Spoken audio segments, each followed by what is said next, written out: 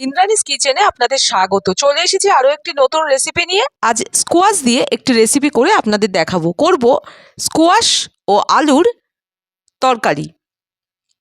এর জন্যে আমি 3টে স্কোয়াশ এবং 2টো আলু নিয়ে নিয়েছি।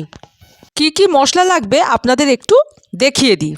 নিয়েছি কাঁচা লঙ্কা বাটা, আদা বাটা, হলুদ গুঁড়ো, নুন, জিরে গুঁড়ো ও ধনে গুঁড়ো। ফোড়নের জন্য নিয়েছি তেজপাতা, শুকনো লঙ্কা আর জিরে। স্কোয়াশ এবং আলু এইভাবে টুকরো করে কেটে নিয়েছি।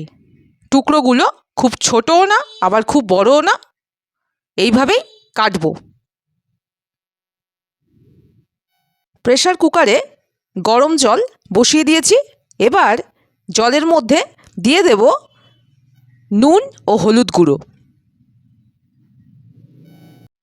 এবার গরম জলে দিয়ে দেব প্রথমে স্কোয়াশ। স্কোয়াশ যেহেতু একটু বেশি সিদ্ধ হবে, তাই প্রথমে স্কোয়াশগুলো দিয়ে দেব।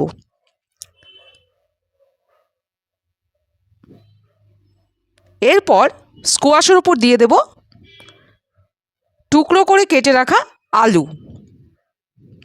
স্কোয়াশ এবং আলু দেয়া হয়ে গেছে। এরপর প্রেসার কুকারের ঢাকনা আটকে দেব। এবার মশলাগুলো জল দিয়ে একটা পেস্ট করে নেব। মশলার পেস্ট তৈরি করা হয়ে গেছে।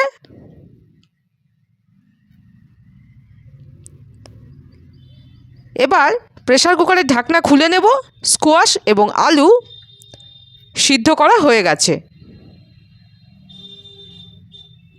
একটা নেটে স্কোয়াশ আর আলু জল ঝরিয়ে রেখেছি। স্কোয়াশ এবং আলু কিন্তু ফুল সিদ্ধ করব না, হাফ সিদ্ধ করব, ঠিক এই রকম ভাবে। কড়াই গরম হয়ে গেছে।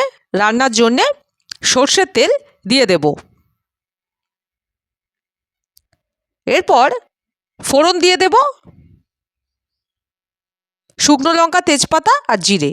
ফোড়ন ভেজে নেব। ফোড়ন ভাজা হয়ে গেছে। এরপর দিয়ে দেব ভাপ দেয়া সবজিগুলো, স্কোয়াশ এবং আলু। এরপর নাড়তে থাকবো ধীরে ধীরে। এইভাবে কিছুক্ষণ ভাজতে থাকবো সবজিগুলো। সবজি ভাজা ভাজা হয়ে গেছে। বেশি ভাজা কিন্তু করব না, হালকা ভেজে নেব, ঠিক এই রকম ভাবে। এবার আগে থেকে করে রাখা মশলার পেস্ট ভাজা সবজিগুলোর মধ্যে ঢেলে দেব। এবার নেড়ে মশলা কষিয়ে নেব। 2 মিনিট এইভাবে নাড়তে হবে, মশলা কষানো না হওয়া পর্যন্ত।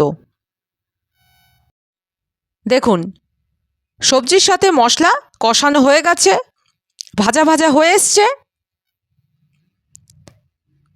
এরপর আমি দিয়ে দেব এর মধ্যে জল। জল দিয়ে দিচ্ছি কষানো সবজির মধ্যে। জল দিয়ে এবার নেড়ে দেব।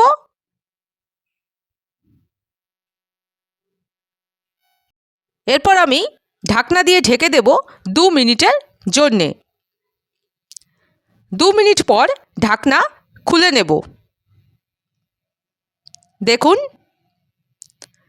সবজিগুলো সিদ্ধ হয়ে গেছে।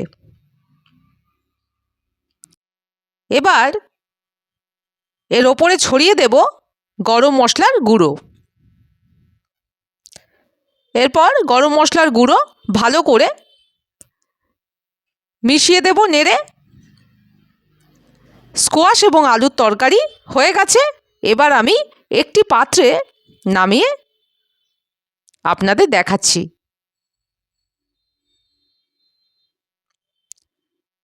খুব কম তেল মশলায় স্কোয়াশ এবং আলুর তরকারি একদম রেডি। ভিডিওটা আপনাদের কেমন লাগলো কমেন্ট করে জানাবেন, ভালো লেগে থাকলে লাইক করে দেবেন আর প্রিয়জনদের সাথে শেয়ার করে দেবেন। সবাই খুব ভালো থাকবেন, ভিডিওটা এখানেই শেষ করছি।